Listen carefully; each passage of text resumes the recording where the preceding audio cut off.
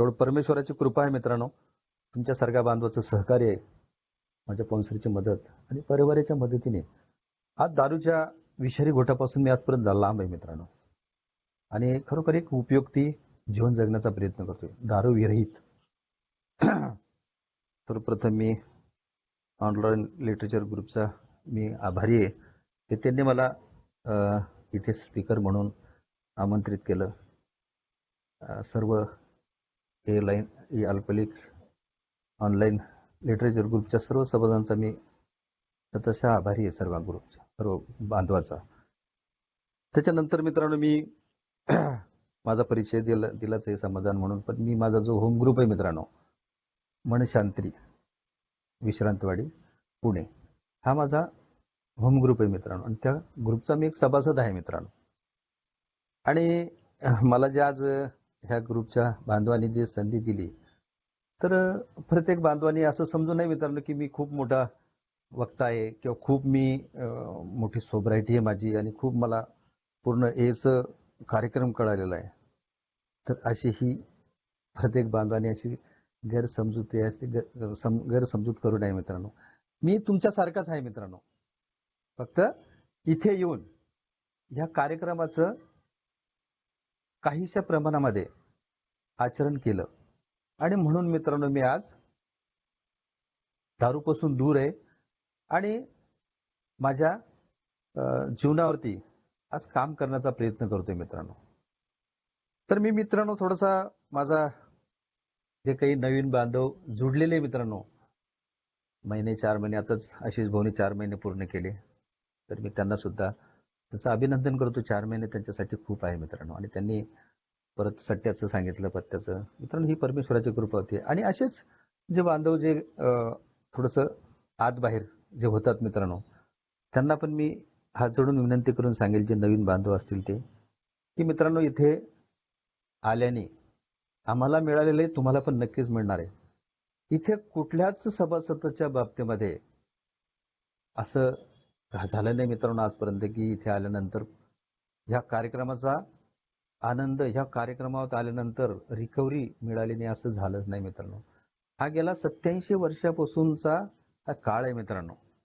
आणि माझ्या आधी आलेल्या बांधवांचे जे बरेचसे बांधव याचा अनुभव घेत आहे मित्रांनो. आणि त्याच्यामुळे मित्रांनो मला सुद्धा ह्या कार्यक्रमावरती माझी अतूट श्रद्धा बसली मित्रांनो.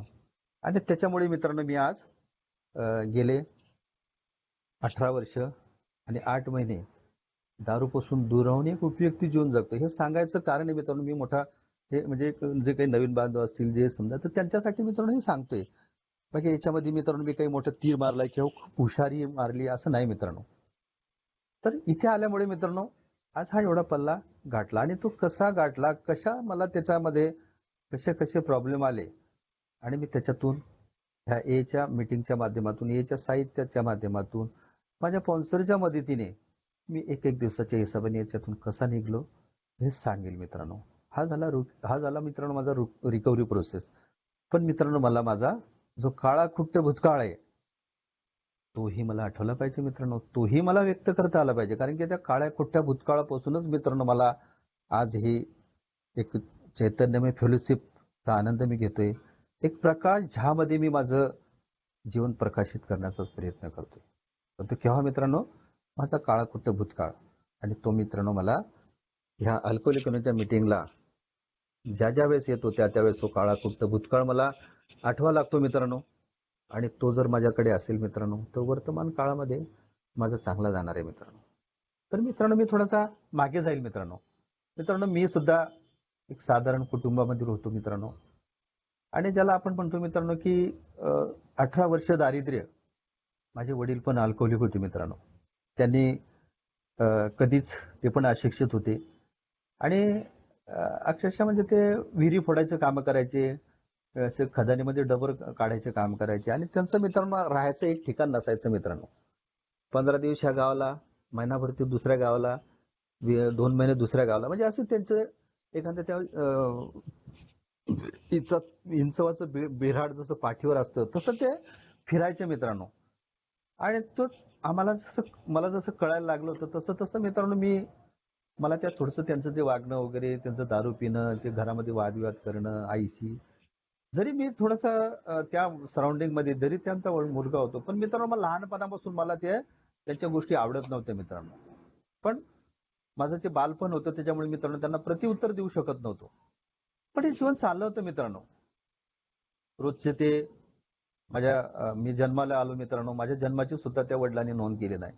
त्याच्यानंतर मी असं चांगलं 10-11 वर्षाचं झालो, तर कधी त्यांना असं वाटलं नाही की ह्या माझ्या मुलाचं मुलीचं शाळेमध्ये नोंद करावं, का त्यांना काहीतरी चांगलं जीवन द्यावं. कारण की हा मद्यपाश हा माझ्या घरामध्ये ऑलरेडी तयार होता मित्रांनो, आणि त्याचे परिणाम आम्ही भोगत होतो मित्रांनो. आणि तो जीवन चालू होतं मित्रांनो प्रवास. त्या जीवनाला अर्थ नव्हता. बरेचसे मुलं शाळेत जाताना मी बघायचो मित्रांनो त्या लहानपणी. मला वाटायचं मला माझ्या वडिलांनी जर माझं नाव शाळेत टाकलं असतं, मी पण शाळेत गेलो असतो. पाठीला दप्तर टांगलं असतं. हे जसं मुलं खेळतात, तसं मी खेळलो असतो. लहानपणापासून न्यूनगंडाची भावना मित्रांनो, भीतीग्रस्त जीवन माझं होतं मित्रांनो. कारण की फ्रीडम नव्हतं. आई वडिलांचं कधी प्रेम मिळालं नाही. कारण की ते त्यांच्या विश्वात राहायचे मित्रांनो ते. रात्रभर ते रात्री 12-1 वाजेपर्यंत भांडणं करायचे आणि सकाळी उठून कुठले का कामाला जायचे मित्रांनो. त्याच्यामुळे मुलांकडे लक्ष देण्यासाठी किंवा त्यांना काही चांगलं बोलावं, त्यांचे सुसंवाद करावं, असं कुठल्याच त्यांच्याकडे त्याचं वेळ नसायचा. हे जीवन चालू होतं मित्रांनो, आणि माझं वय वाढत चाललेलं होतं. चालू होतं मित्रांनो जीवन.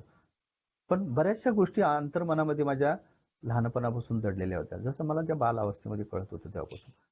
पण काय करू मित्रांनो, मला त्या व्यक्त करता येत नव्हत्या. आणि खूप गरिबीचा काळ होता, त्याच्यामुळे मित्रांनो मी कोणाजवळ बोलू शकत नव्हतो. त्या मनामध्ये माझ्या साठवून ठेवलेल्या ज्या माझ्या जे जीवनाचा जे काही होतं ते साठवून ठेवलं होतं मित्रांनो, साठवत होतं ते. आणि म्हणतात मित्रांनो ते कुठेतरी आपण एखाद्या डब्यामध्ये म्हणा की एखाद्या कशात तरी आपण ते वस्तू भरतो, तर त्याची क्षमता जेवढी असेल तेवढीच त्याच्यामध्ये बसणार आहे. त्याच्यावरती जर टाकलं तर ते नाही बसत मित्रांनो. आणि असंच काही माझ्या बाबतीमध्ये आहे. वयाच्या 17व्या 17व्या वर्षी माझ्या आई वडिलांनी माझं लग्न करून दिलं मित्रांनो. माझ्या बायकोचं वय 14-14.5 वर्षाचं असेल, माझं 18 वर्षाचं होतं मित्रांनो. आणि तोपर्यंत दारूला स्पर्श केलेला नव्हता मित्रांनो मी, कारण की ते लहानपणापासून पाहत होतो. आणि तेच जीवन जगत होतो. गरिबीचं, लाचारीचं काम करणे, हात बिगाऱ्याचं काम करून माझ्या घरामध्ये जे काही मिळेल ते आणायचो. प्रामाणिकपणा होतो मित्रांनो, कारण की दारू नव्हती. त्यामुळे प्रामाणिकपणा होता, निष्ठा होती चांगली, काहीतरी करण्याची जिज्ञासा होती मित्रांनो. या गरिबीतून आपण बाहेर निघूया ही मनामध्ये एक ज्योत होती मित्रांनो माझ्या, आणि प्रयत्न चालू होते मित्रांनो. आणि अशातच मित्रांनो मला एक मुलगा झाला. मुलगा झाल्यानंतर परत एक दुसरी मुलगी झाली. तोपर्यंत दारू घेतलेली नव्हती. आनंदी जीवन जगत होतो. बायको, मी, माझे आई वडील, काही असो मित्रांनो त्यामध्ये ऍडजस्ट करत होतो. असं मला त्या गोष्टीची जाणीव थोडीशी कमी व्हायला लागली, कारण की बायको आली होती. त्यामुळे त्या बऱ्याचशा जुन्या गोष्टी मी थोडंसं विसरून गेलो होतो मित्रांनो. आणि म्हणतात मित्रांनो की कुठेतरी ह्या सुखी जीवनामध्ये विषाचा थेंब पडतो मित्रांनो. आणि अशाच प्रकारमध्ये मित्रांनो 22व्या-23व्या वर्षी मित्रांनो मला त्या एका आमचे जे मी काम करायचो त्या ठिकाणी एका मित्राने पार्टी ठेवली होती. आणि त्यांनी मच्छी वगैरे, त्याच्या गावाला नदी होती, त्यानं नदीमध्ये जिवंत मच्छी मिळते म्हणे, तिथे जाऊया आपण. तिथे गेलो मित्रांनो आम्ही.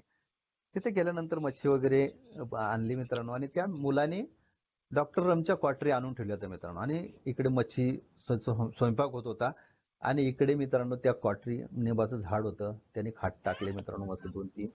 जसं आपण ते धाब्यावरती बसतो तसं ते बसलो मित्रांनो. खूप थंडीगार हवा येत होती. त्या क्वाटरी आणल्या, थंडगार पाणी आणलं, ग्लास आणले, आणि ते पाहिलं. अरे त्या मुलाला म्हटलं, अरे हे काय काय म्हटलं बाबा हे. तर भाऊ म्हणे, आज हे तुमच्यासाठी, तुम्ही आमच्या घरी आज बऱ्याच दिवसातून आले आणि तुमचा आम्ही खूप रिस्पेक्ट करतो म्हणे. अरे म्हटलं, पण तुम्हाला माहिती आहे मी नाही घेते. नाही नाही भाऊ, आज ही काय डॉक्टर रम आहे म्हणे, आणि हे म्हणजे असं देशी वगैरे किंवा हातबट्टी नाही म्हणे, हे डॉक्टर लोक पितात म्हणे याला. आणि मित्रांनो मला त्या त्या सर्व मित्रांचा मला मान ठेवायला लागला. यार म्हटलं, यार एवढे लोक यार मला हे रिस्पेक्ट करत आहे, आणि मी यांचं मान मोडावं हे योग्य नाही म्हटलं यार. आणि माझं एक अंतर्मन म्हणत होतं की समाधान तू पहिले घेतलेलं नाही. तुझं हे जीवन तू बघितलंय, तुझ्या वडिलाच्या म्हणजे पित होते ते.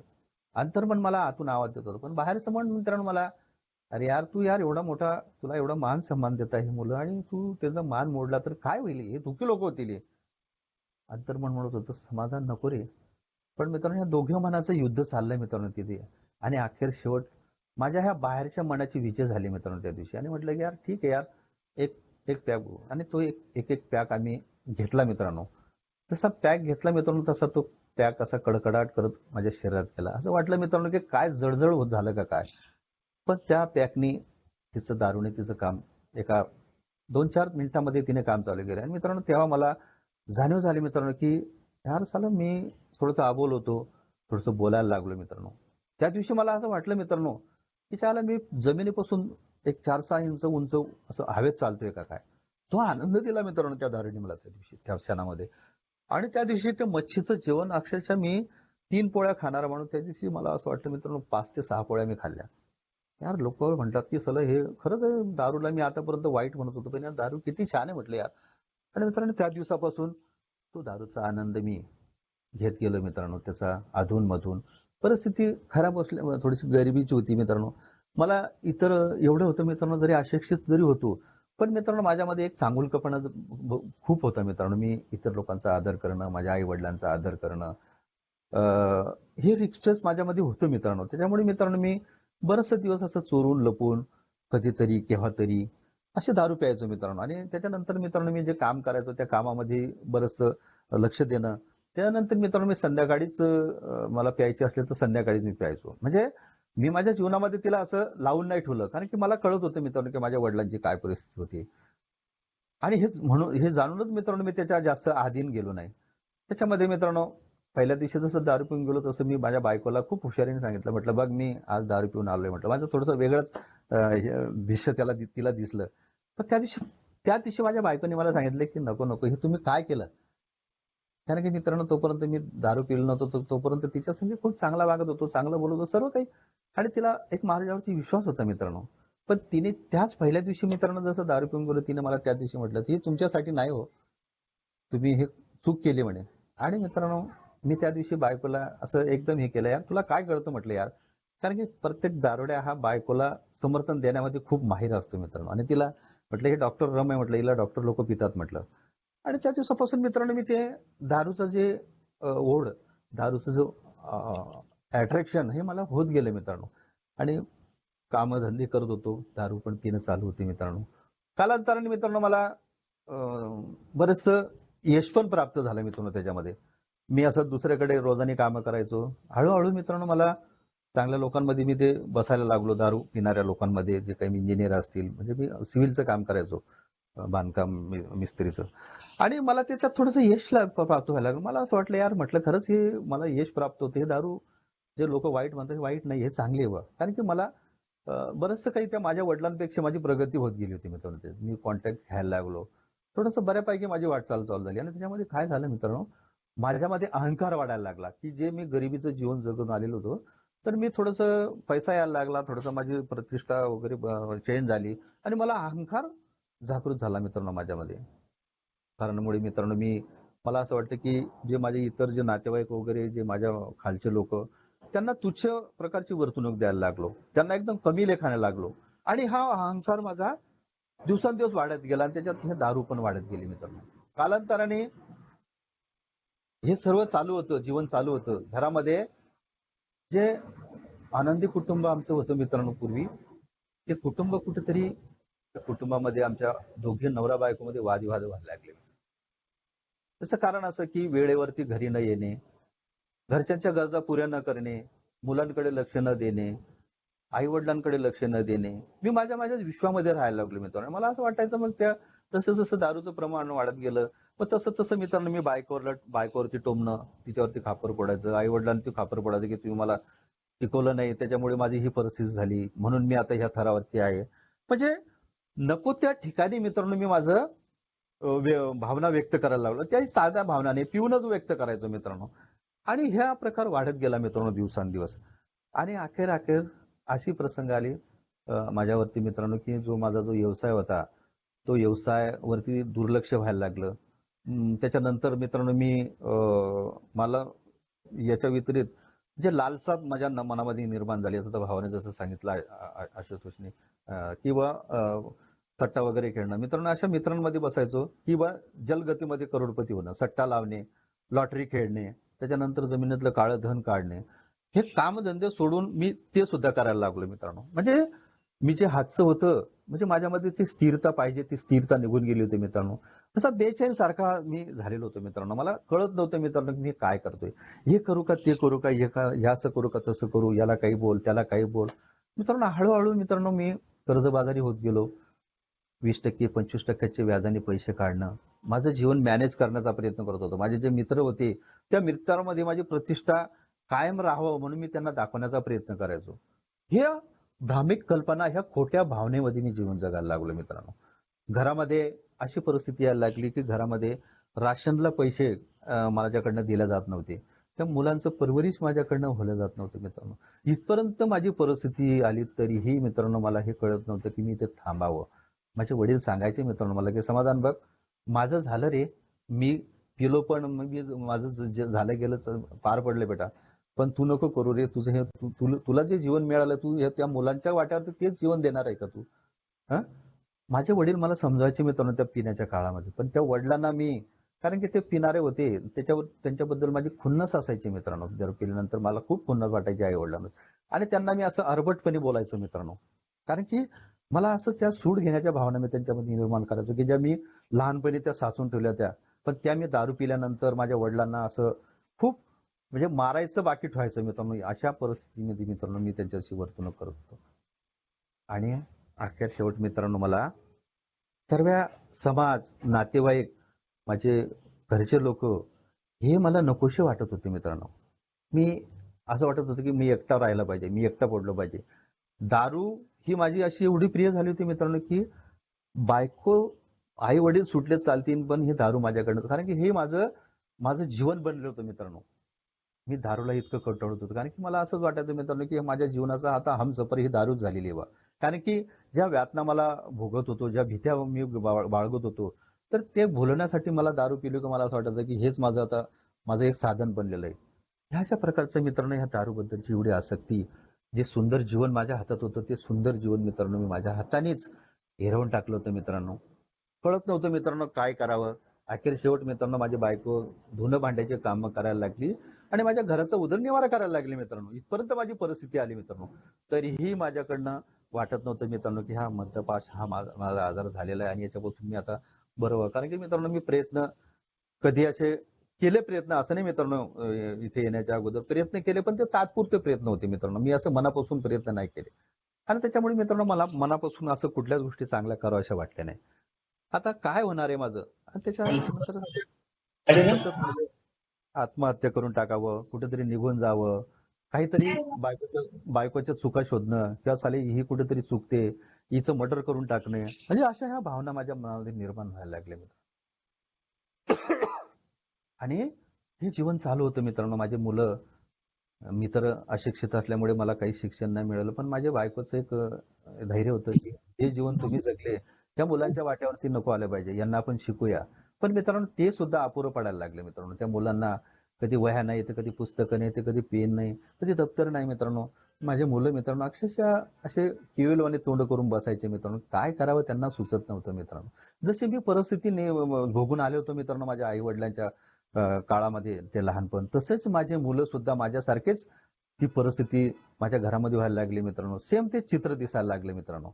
त्यांना कळत नव्हतं की कोणाला बोलावं, बापाला बोलावं का आईला बोलावं. असं हे जीवन मी चालू होतं मित्रांनो माझं. त्या मुलांचं सुद्धा मी बालपण हिरावून टाकत होतो. त्यांचं मोठे झाल्यानंतर त्यांच्या इच्छा आकांक्षा ह्या पण मी पुऱ्या करू शकत नव्हती. इतना दुर्दैवी माणूस मी झालो होतो मित्रांनो. आणि असंच हे जीवन चालू होतं मित्रांनो. अचानक हा संदेश जो मिळतो मित्रांनो, तर खरोखर हा परमेश्वराने निवडलेले बांधवांनाच हा संदेश मिळतो मित्रांनो. आणि मला सुद्धा अचानक मित्रांनो मी 2001 ला एका बांधवाचं एक वन रूम किचनचं काम केलं होतं आणि त्यांनी मला ते पाहिलं होतं मित्रांनो त्या बांधवांनी. आणि त्याने त्यावेळेस सांगितलं की समाधान भाऊ, तुमचं जे हे चालू आहे म्हणे, तुम्हाला खरोखर या दारूपासून तुम्हाला मुक्त म्हणजे निघायचं आहे का तुम्हाला? तर मी त्याला असं हो म्हटलं, फक्त बाहेरच्या म्हटलं मी हो म्हटलं. आणि तो बांधव मित्रांनो अक्षरशः माझ्या 2 वर्ष मागे लागला मित्रांनो. 2001 ते 2003 पर्यंत माझी पाठ त्याने सोडली नाही. वारंवार तुम्हाला ज्या वेळेस मी दिसायचो त्या वेळेस तुम्हाला हा संदेश देण्याचा प्रयत्न करायचा. पण मित्रांनो माझ्यासारखा अहंकारी दारुड्या, यार म्हटलं आता मी एवढं सारं, आता एवढं माझी दयनीय परिस्थिती झाली ना, आता काय उपयोग आहे दारू सोडून. आता मी कुठल्याच थराचा राहिलो नाही म्हटलं. समाजातून, नातेवाईकातून. अखेर बायको मित्रांनो मला अक्षरशः जी बायको माझी रिस्कच करणारी, जी मला मानसन्मानाने बोलणारी बायको, अखेरचा काळ असा आला मित्रांनो, की मला एखाद्या कुत्र्यासारखी ती बोलायला लागली, की "अरे तुला कळत नाही का?" आणि मला ती वारंवार मला एक माझ्या नावाचं अनुकरण त्याला सांगायचे, की "तुझ्या आई-वडिलांनी तुझं नाव चुकीनं समाधान ठेवलं. तू स्वतःही समाधानी राहत नाही आणि दुसऱ्याचं मन समाधान करत नाही." तर तिला मला उत्तर देता येत नव्हतं मित्रांनो. इतका मी या दारूचा अधीन झालो होतो मित्रांनो. या दारू मित्रांनो माझ्यामधला एक चांगला माणूस हा हिरावून टाकला होता मित्रांनो. पण तो बांधव मित्रांनो माझा पिछा सोडत नव्हता मित्रांनो. आणि मला नकारात्मक विचार होते. आता काय होणार आहे माझं? ज्या वेळेस तो कुठेतरी मला सामनेहून येताना दिसला, की मी रस्ता बाजूला करून टाकायचा, की हा मला आता पकवणार आहे. हा मला आता हाच सांगणार आहे, की याच्या मीटिंगला चला. आणि अखेर शेवट घराच्या बाहेर निघणं माझं बंद झालं मित्रांनो ह्या मीटिंगला येण्याच्या अगोदर, की आता बाहेर निघणं ही मला भीती वाटायला लागली, की आता बाहेर निघलो तर मला लोक विचारतील, "तू पूर्वी कसा होता आणि आता कसं झाला?" त्यांना उत्तरं काय देऊ? म्हणजे ह्या भीत्यांनी, ह्या न्यूनगंडांनी सुद्धा मला मित्रांनो येढून टाकलं होतं मित्रांनो. बाहेर कर्जाचे पैसे होते मित्रांनो व्याजाचे. ते व्याजाचे पैसे देण्याची मला भीती. आता कामधंदे नाही, पैसे कुठून द्यायचे? त्या अनेक प्रकारच्या अशा भीत्या निर्माण करून टाकल्या मित्रांनो. म्हणतात मित्रांनो, कुठेतरी परमेश्वर अशाही मार्गातून माझ्यासारख्या मद्यप्याला संदेश देतो मित्रांनो. आणि अखेर शेवट तो बांधव जो प्रयत्न करत होता, एक दिवस त्याच्या प्रयत्नाला यश मिळालं मित्रांनो. आणि एका दिवशी माझी घरामध्ये खायला काहीच नव्हतं मित्रांनो. आणि त्या दिवशी बायको म्हणे, "जा काहीतरी कामधंदा शोध, या मुलांना काहीतरी खायला आण" म्हणे. आणि मी निघालो. मी त्या दिवशी दारू पिलेलं नव्हतं, कारण की पैसा नव्हता मित्रांनो. तर त्या दिवशी दारू पण पिलेलं नव्हतं. एक आशाने त्या बांधवाकडे जाऊ म्हटलं, याच्याकडे माझे काहीतरी 400-500 रुपये त्याच्याकडे राहिले होते. याने जर दिले तर बरं आहे, नाहीतर हा जो वारंवार सांगतो की मीटिंगला या, तर हे 2 पर्याय मी घेऊन गेलो होतो मित्रांनो. एक तर मीटिंगला जाऊया, नाहीतर पैसे दिले तर आपल्या घरामध्ये आपल्या मुलाबाळांना काहीतरी आपण राशन वगैरे घेऊन या. पण मित्रांनो त्या बांधवाकडे गेलो.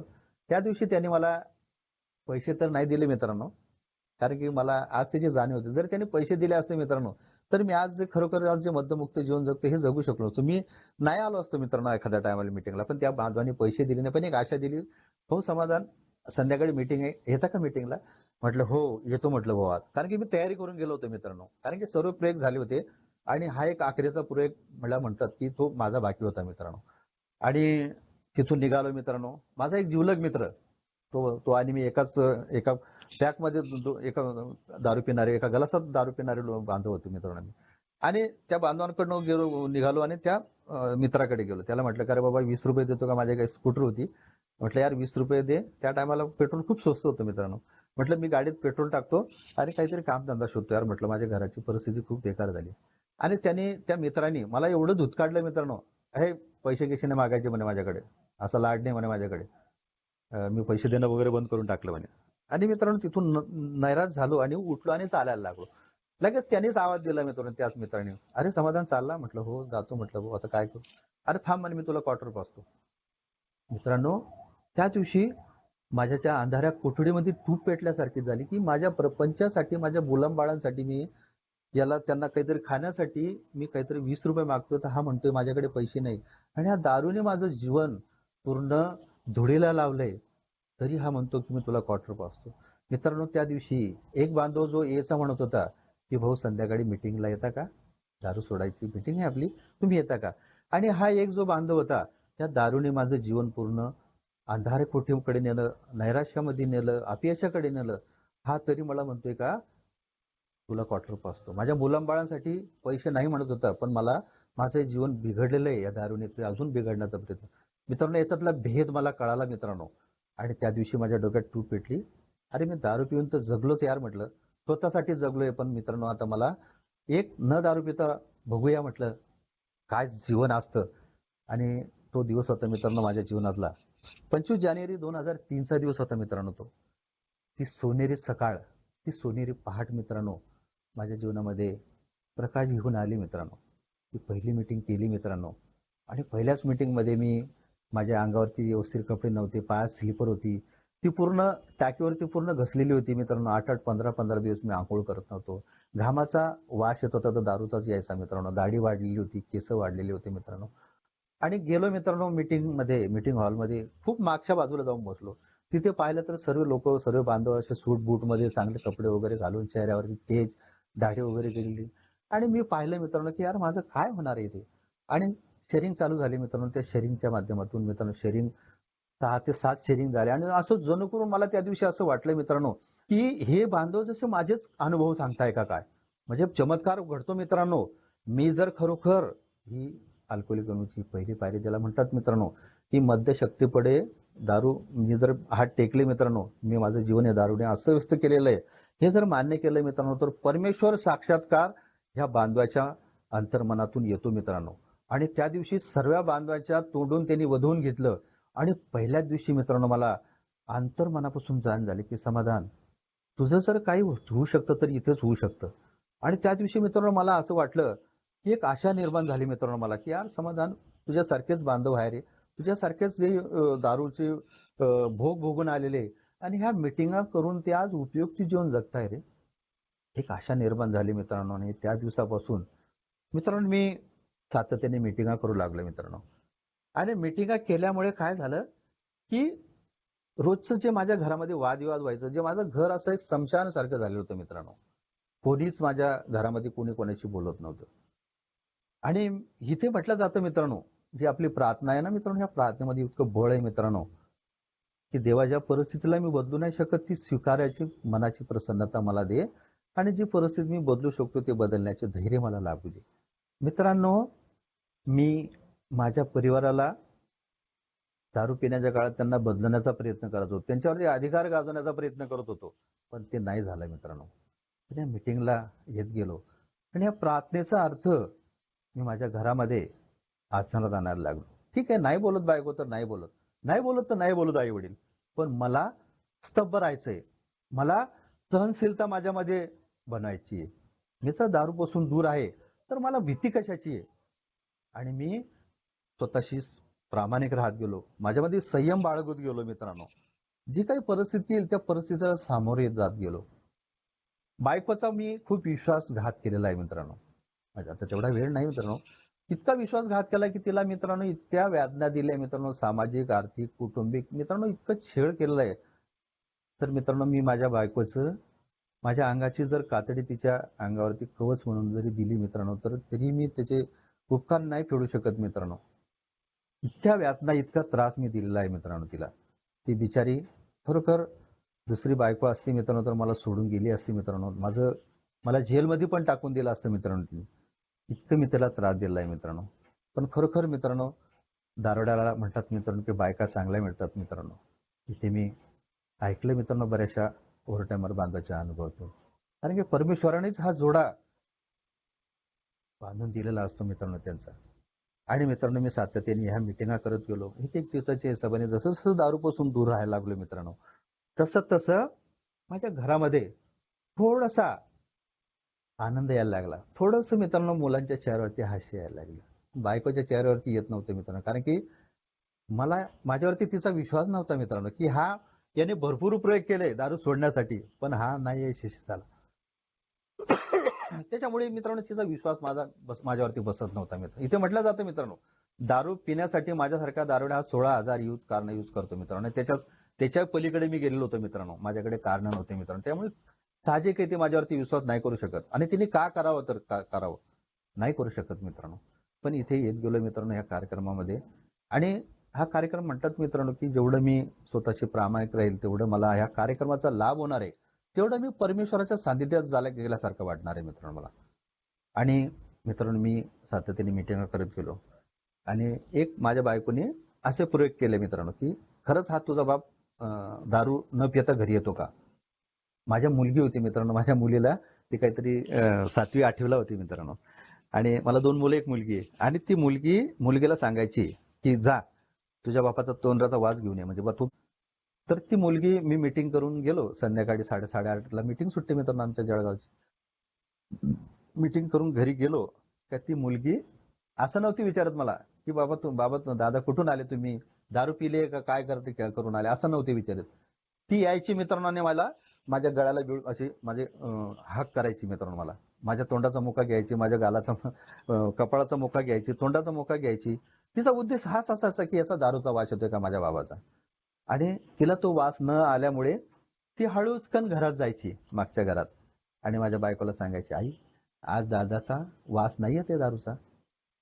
तर त्या बायकोची मी घरात गेलो मित्रांनो की त्या बायकोची अशी आदळ उपट व्हायची, भांड्यांची आदळ उपट, मुलांना काहीतरी टोमणं देऊन, मी सोबर असताना सुद्धा म्हणजे सुरुवातीच्या काळात, तर ती अशी आदळ उपट करायची मी आलो म्हणजे घरात.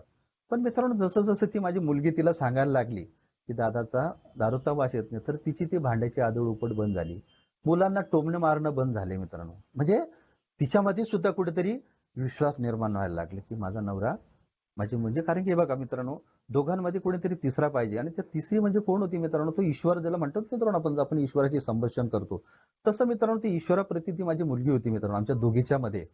आणि ती सांगायची की माझे वडील आज दारू नाही पिऊन आले, त्याच्यामुळे मित्रांनो तिला विश्वास वाटायला लागला.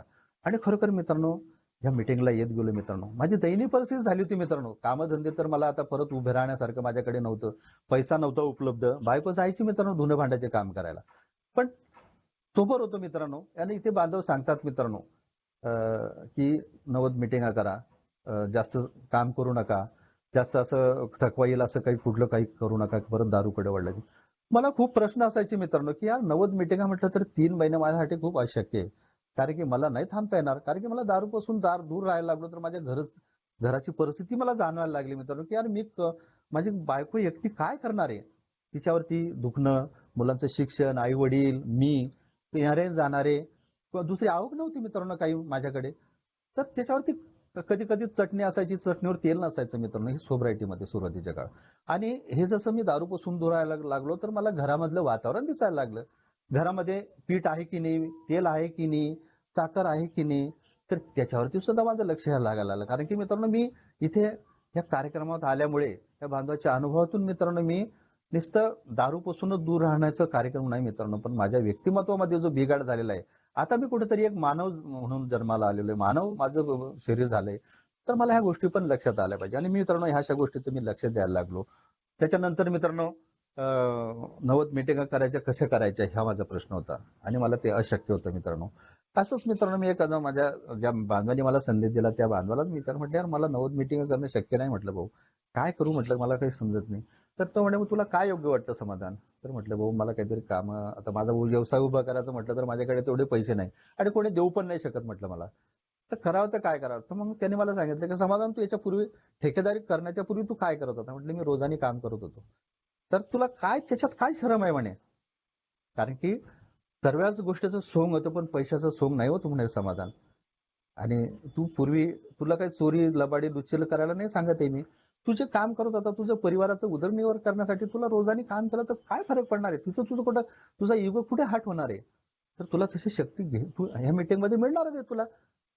थोडस मला तो अभिमान होता, गर्व होता मित्रांनो की मी ठेकेदार होतो, माझ्या हाताखाली 5-25 लोक काम करायचे, आणि मी जरा दुसऱ्याकडे कामाला गेलो तर लोक काय म्हणतील, हा खूप मोठा प्रश्न होता मित्रांनो माझ्यासाठी.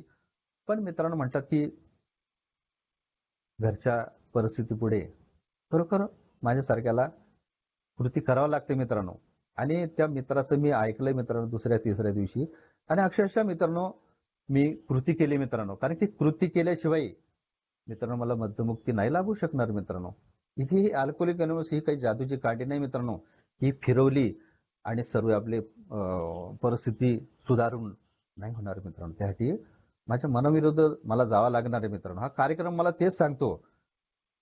आणि मित्रांनो मी काम करायला लागलो मित्रांनो, रोजानी काम करायला गेलो एका दिवशी, आणि जे रोजानी दिवसभर काम केलं मित्रांनो मी, आणि प्रामाणिकशीर त्या दिवशी जे मला काहीतरी 350-400 रुपये रोज मिळाला होता मित्रांनो, तर प्रामाणिकशीर मित्रांनो मी माझ्या बायकोच्या हातात त्या दिवशी आणला मित्रांनो. जसा त्या बायकोच्या हातात संध्याकाळी मी ते चेहरा उतरलेला होता, कपडे भरलेले होते मित्रांनो, मी दिवसभर काम केलं होतं, थकवा बऱ्याच दिवसानंतर काम केलं होतं मित्रांनो. बायकोने माझ्याकडे पाहिलंय मित्रांनो, आणि माझ्याकडे अशा एक टक लावून पाहायला लागले की सर माझा नवरा काय खरंच काम म्हणजे कामाला गेले बा तुम्ही, आणि जे पैसे दिले मित्रांनो तर तो आनंद तिचा खरोखर इतका मोठा आनंद पाहिला मित्रांनो तिच्यामध्ये, तर तो माझ्या आजही स्मरणीय मित्रांनो. आणि तो आनंद पाहून मित्रांनो मला खरोखर एक प्रामाणिक सांगतो मित्रांनो की दारूकडे नाही ओढलं मित्रांनो. त्याच्यानंतर मी माझ्यामध्ये, कारण की मी इथे आल्यानंतर एकच मी शिकलो मित्रांनो, माझा जो इनिशियल स्पॉन्सर आहे तो मला वारंवार ते 3.5 वर्षाच्या सोबरायटी पर्यंत मी स्पॉन्सर नव्हता घेतला मित्रांनो. पण इनिशियल स्पॉन्सरची मी मदत घेत होतो मित्रांनो. कारण इथे म्हटलं जातं मित्रांनो की मला कुणीतरी माझं जीवन चालवणारा पाहिजे, कुणीतरी सारथी पाहिजे. एकट्याने जीवन नाही जगता येत मित्रांनो. पण मी जसं इथे आलो मित्रांनो, मी मदत घेत गेलो. असं नाही की मी मदत नाही घेतली. वारंवार मी मदत घेत गेलो मित्रांनो माझ्या इनिशियल स्पॉन्सरची. आणि त्याच्यावरती काम करायला लागलो. काम केल्यामुळे मित्रांनो त्याचं फळ मिळतं मित्रांनो. आणि इथे म्हटलं जातं मित्रांनो की घर काम मीटिंग ह्या त्रिअँगलमध्ये राहायचं मित्रांनो. एकता, सेवा आणि मुक्तता. कारण की मी याच्यात राहिलो तर मी सुरक्षित झोनमध्ये राहणार आहे. माझं मन भटकणार नाही, माझे विचार भरकटणार नाही. मी ह्या सेवेमध्ये पण राहणार आहे मित्रांनो. त्याच्यानंतर मी ज्या ज्या वेळेस मीटिंग असायच्या, कुठे कुठे संदेश द्यायला जायचंय, तर मी त्या जुन्या बांधवांबरोबर त्या संदेश द्यायला पण जायचो मित्रांनो. तर ह्या अशा प्रकारचं जीवन मी इथे आल्यानंतर जगायला लागलो. जे काही माझं ऐश्वर्य होतं मित्रांनो, ते जे जुने मित्र होते मित्रांनो, ते जुने मित्रांनो सोडून दिले मित्रांनो. कारण की ते मला न परवडणारे होते मित्रांनो. आणि ते त्यांच्याबरोबर राहिलो असतो तर मला मध्यमुक्ती नसती मिळाली मित्रांनो.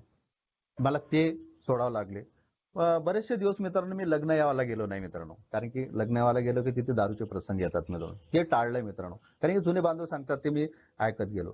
त्याच्यानंतर मित्रांनो माझी दैनिक जे खूप आर्थिक परिस्थिती खूप हलाखीची होती मित्रांनो.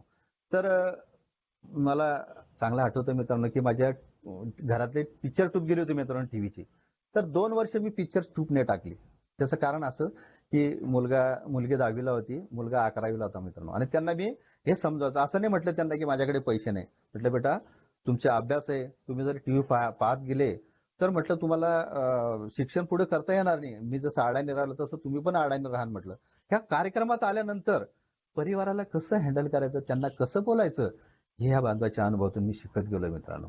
आणि मुलांनी सुद्धा ऐकून घेतलं. त्यांना पण आनंद वाटायला लागला की यार बाप दारूपासून दूर आहे, त्याच्या गोष्टीमध्ये सत्यता आहे, तो सांगतो तर योग्यच आहे. आणि मित्रांनो 2 वर्ष टीव्ही नाही पाहिली मुलांनी सुद्धा. आणि तिथून खरं कार्यक्रम मित्रांनो चालू झाला मित्रांनो. 3 वर्षाच्या सोब्रायटीमध्ये माझ्या मुलीचं लग्न झालं मित्रांनो. पहा मित्रांनो, इथे आल्यानंतर नुसतं सुखच नाही मिळत मित्रांनो, दुःखाला पण सामोरे जावं लागतं मित्रांनो. तर जसं लग्न झालं मुलीचं तसं इकडनं तिकडनं पैसे हे करून मी लग्न करून दिलं. तर तो बाजारी झालो. आमचं जळगावचं काम म्हणजे तिथे रीती नव्हती मित्रांनो त्या काळामध्ये. तर कामं बंद होती.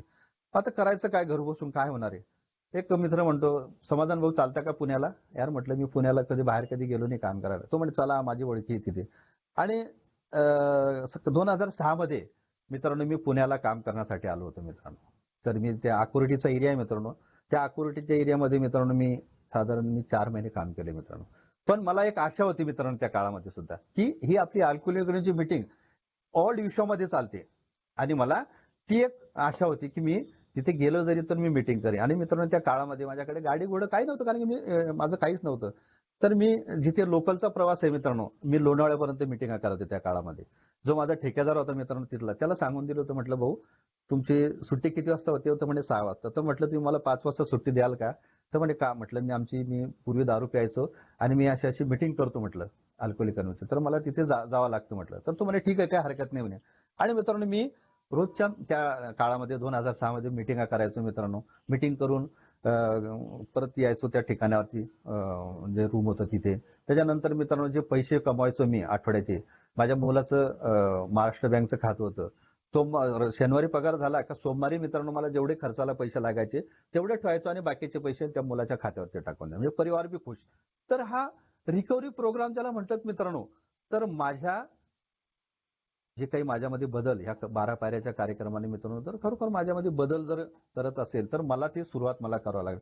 मला ती कृती करावं लागणार आहे मित्रांनो. आणि परिस्थिती जी येते मित्रांनो, तर त्याला सामोरं जाण्याचं पण धैर्य पाहिजे. आणि मित्रांनो मी अक्षरशः इथे काम करून घरी जायचो. 4 महिन्यानंतर घरी गेलो. त्याच्यानंतर मित्रांनो मी म्हणतात की माझ्यासारख्या दारुड्याला अहंकार पण येतो मित्रांनो थोडासा. तर मी अहंकाराचे सांगेल मित्रांनो की दारू सोडली की माझ्यासारख्याला अहंकार येतो की मी किती आता चांगला वागतोय, मी किती एकदम आता पॉवरफुल झालोय. तर माझ्या आईवरतीच मित्रांनो मी तो अहंकार गाजवला मित्रांनो. एका दिवशी असेच विषय बसलो होतो. बघ म्हटलं माझ्या बायकोने माझ्यासाठी किती व्यवस्थित मला किती तिनं समजवलं, किती हे केलं म्हटलं. आणि आज मी दारूपासून दूर आहे. असंच जर माझ्या वडिलांना तू जर असं केलं असतं म्हटलं, असं समजवलं असतं तर तू माझे वडील पण दारूपासून दूर झाले. आणि असे वाटेल ते शब्द मी त्या आईला बोललो मित्रांनो. आणि त्या रागाच्या भरात माझी आई रागाच्या भरात निघून गेली मित्रांनो. आणि जशी निघून गेली मित्रांनो, तर ती कुठे गेली आम्हाला माहित नाही. आणि संध्याकाळी मी कामावरून जसं आलो तसे बायकोने सांगितले की तुमची आई दिसत नाहीये. म्हटलं असेल कुठेतरी, भावाकडे असेल. भावाकडे पाहिले मित्रांनो, नातेवाईकडे पाहिलं, आई नव्हती मित्रांनो. कारण की आईला माझ्यावरती विश्वास होता की म्हणजे जर माझं शेवट होईल तर माझ्या मुलाकडेच होईल, म्हणजे माझ्याकडे. आणि हाच जर मला असे शब्द बोलले तर ती नर्वस झाली मित्रांनो, आणि ती रागाच्या भरात निघून गेली मित्रांनो. तरी 1 महिना म्हणजे माझी आई नव्हती मित्रांनो. 1 महिना मी इकडे तिकडे शोधत होतो. पण मित्रांनो सोबत जरी होतो, पण मला त्या गोष्टीची जाणीव होत होती मित्रांनो, की यार मी माझ्या अहंकारामुळे माझ्या आईला हे शब्द बोललो, माझ्या जन्मदात्या आईला. आणि ती आता ही जर नाही सापडली तर माझं हे जीवन खरोखर मला सार्थक नाही होणार. मला ते जीवनभर बोचकत राहणार आहे की माझ्यामुळे माझी आई या जगातून निघून गेली. पण एक केलं मित्रांनो, मी मीटिंग सोडली नाही. पण या मीटिंग मध्ये जात राहिलो. हे बांधव मला आशा देत होते की समाधान घाबरू नको, तू कोणाचं वाईट नाही केलंय, इथे कोणाचं वाईट झालं नाही, अल्कोहोलिकच्या मीटिंग तुझं पण वाईट नाही होणार आहे, आई येईल, घाबरू नकोस, ही आशा देत होते मित्रांनो. पण माझ्या मन थांबत नव्हतं मित्रांनो. मी कधी न्यूजवर टीव्हीवरती बातम्या बघत होतो, असे वृद्ध कोणी बाई विहिरीत पडली का कुठे ऍक्सिडेंट झाला, तर म्हणजे माझं आई त्याच्यामध्ये दिसायचा प्रयत्न करायचो. त्याच्यानंतर पेपर वाचायचो मित्रांनो माझ्या मुलांना घेऊन, की बघा रे पुढे बातमी वगैरे आहे का. पण मित्रांनो ह्या गोष्टी मी घेऊन चालत होतो आणि संध्याकाळी मीटिंग करत होतो. आणि पहा चमत्कार होतो मित्रांनो परमेश्वराचा. आणि एका दिवशी माझ्या घराजवळचाच एक व्यक्ती शेगावला गेलेला होता मित्रांनो, ट्रिप घेऊन. आणि त्याने माझ्या आईला तिथे पाहिलंय मित्रांनो शेगावला. आणि तो रात्री निघाला आणि सकाळी सकाळी तो घरी आला. आणि त्याच्या बायकोला त्याने सांगितलं की समाधान भाऊची आई मला शेगावला दिसली म्हणून अशाच्या ठिकाणी. आणि लगेच ती बाई आली मित्रांनो, तिने सांगितले की तुमची आई, माझ्या मिस्टरला सांगितले की तुमची आई सासू त्या अशाच्या ठिकाणी आहे बा, यांनी पाहिलं. मी गेलो मित्रांनो त्या व्यक्तीकडे, म्हटलं तुम्ही माझ्या आईला ओळखता? तर म्हणे हो म्हणे ओळखतो. खरंच माझी आईच होती का? म्हणे हो ना म्हणे भाऊ.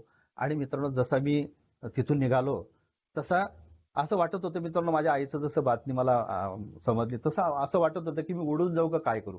कारण की मला आई मिळाली मित्रांनो, एवढा आनंद मला झाला मित्रांनो. आणि मी गेलो मित्रांनो, गाडी बदलत बदलत तिथे माझी आई दिसली मित्रांनो. आणि त्या आईला धरून मी असं रडलो मित्रांनो, अक्षरशः मी असं दोघं मायलेकर रडलो मित्रांनो. आणि मी माझ्या आईची त्या दिवशी माफी मागितली मित्रांनो. इतकं रडलो मित्रांनो की आई म्हटलं तू जर मला दिसली नसती तर मी स्वतःला माफ करू शकलो नसतो म्हटलं. आणि मी एक शब्द बोललो मित्रांनो, कारण की अंतर्मनाची हृदयाची भाषा ज्याला म्हणतात मित्रांनो, आईला बोललो, म्हटलं बघ आई, बाळ जर आईच्या मांडीवरती त्याने शी केली तर आई मांडी कापून फेकून देत नसती, तिला ती शी धुते. म्हटलं ठीक आहे माझ्याकडनं गलती झाली होती, पण तू एवढा तू हे उचलायला नको पाहिजे होता, एवढा कदम तू उचलायला नको पाहिजे होता, तू रागाने निघून आलायला नको पाहिजे होती. म्हटलं आमचं कसं झालं असतं म्हटलं तुझं. तर आई म्हणते बाबा मला पण कळलं नाही म्हणे.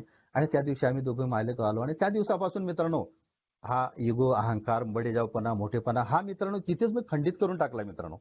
तर ह्या कार्यक्रमामध्ये मित्रांनो आल्यानंतर खरोखर मित्रांनो फायदा होतो मित्रांनो, इथे नुकसान नाही होतो मित्रांनो. आणि जे अपेक्षेच्या वरती इथे मिळतं मित्रांनो. इथे आलो मित्रांनो, मी जसं दारूपासून तर दूर झालो, पण मला एक व्यसन दुसरं पण होतं, बिडी, सिगरेट, पान, तंबाखू. आता एका भावाने सट्ट्याचं उदाहरण सांगितलं मित्रांनो. इथे आल्यानंतर सट्टा, पत्ता मी बांधवाच्या अनुभवातूनच ऐकलं मित्रांनो. मित्रांनो त्याच्यावरती सुद्धा मी काम केलं. त्याच्यानंतर मित्रांनो इथे विषय नाही मित्रांनो तो निकोटिनचा, पण मित्रांनो मी सोब्रायटीच्या 1 ते 1.5 वर्षामध्येच बिडी, सिगरेट, पान, तंबाखू सुद्धा खायचो मित्रांनो. मी सुद्धा त्याच्यावरती सुद्धा काम केलं. आज खरोखर मित्रांनो मी आज कुठलंच नशा नाही मित्रांनो, कुठलंच व्यसन करत नाही. आणि खरोखर या मीटिंग मध्ये मित्रांनो खरोखर माझ्या जीवन जर आज जे जगलंय मित्रांनो, मी जर आज जे व्यवस्थितपणे जीवन जगतोय, परमेश्वराच्या अस्तित्वाशिवाय मित्रांनो हे जीवन नाही मिळत मित्रांनो. कारण की इथे जे बरेचसे बांधव सांगतात मित्रांनो, इथे जर आता आपण साधारण आता 27 बांधव जोडलेला आहे मित्रांनो, तर इथे 28वा परमेश्वर असतो मित्रांनो. कारण की मी माझ्या बायकोचं ऐकलं, माझ्या मुलीचं ऐकलं, माझ्या आई वडिलांचं नाही ऐकलं मित्रांनो. फक्त मी ह्या अल्कोहोलिकच्या मीटिंगला आलो, त्या दिवशी गुडघे टेकून आलो मित्रांनो. आणि त्या दिवसापासून दारूपासून दूर राहायची ताकद मिळाली मित्रांनो. आणि इथे परमेश्वर ज्या वेळेस मी संकटात असतो, ज्या वेळेस मी प्रामाणिक असतो, त्यावेळेस मी जर परमेश्वराची आळवणी घातली मित्रांनो, माझे जे हा 12 पायऱ्याचा कार्यक्रम आहे मित्रांनो, आणि मला वारंवार ही जो तिसरी पायरी आहे ना मित्रांनो, ही तिसरी पायरी मला त्या परमेश्वराची माझी इच्छा आणि माझं जीवन वारंवार त्याच्याकडे सोपावं लागतं. ज्यावेळेस मला काही कळालं नाही मित्रांनो, तर त्यावेळेस मी माझी इच्छा आणि माझं जीवन त्या परमेश्वराकडे सोपतो. 3.5 वर्षाच्या सोबरायटीमध्ये स्पॉन्सर घेतला मित्रांनो. चौथी पाचवी पायरी घेतली मित्रांनो त्या स्पॉन्सरकडे आणि तिथून माझ्या जीवनाला गती मिळाली मित्रांनो. आणि खरोखर आज होत्याचं नव्हतं व्हायला लागले मित्रांनो. आता माझी मुलं इथे आल्यामुळे मित्रांनो परत त्या मुलांना चांगलं शिकवलं. माझा एक मुलगा ग्रॅज्युएट झाला मित्रांनो, एक मुलगा MBA झाला मित्रांनो. आज पुण्यासारख्या शहरामध्ये एक चांगल्या गव्हर्नमेंट नाही मित्रांनो, पण बऱ्यापैकी मल्टीनॅशनल कंपनीमध्ये ते कामं करतात मित्रांनो. बऱ्यापैकी पगार पुण्यासारख्या शहरामध्ये फ्लॅट घेतला मित्रांनो त्यांनी. मी असं बरंच ऐकलंय मित्रांनो की बापाकडे मुलं राहतात, पण माझं उलट झालं मित्रांनो.